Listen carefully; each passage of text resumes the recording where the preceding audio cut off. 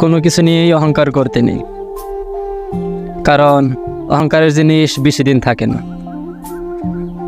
আমি তোমাকে নিয়ে অনেক অহংকার করতাম, সবাইকেই বলে বেড়াতাম তুমি সবার মতো না, তুমি কখনোই আমাকে ছেড়ে যাবে না।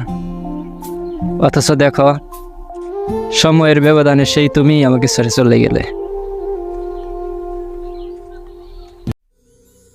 এই যে আমার সুখের অভাব, ঘুমের অভাব, তুমি থাইকে গেলে এই অভাবগুলো আমারে পাইতো না, বরং তুমি ভালোই করছো আমারে ছাইরা গিয়া। এখন আমার এই সুখেও পাইলো, দুঃখেও পাইলো, ঘুমেও পাইলো, নির্ঘুমেও পাইলো। জীবনে অপূর্ণ বলতে আর কিছুই রইল না। কৃতজ্ঞতা জানাই তোমাকে প্রিয়।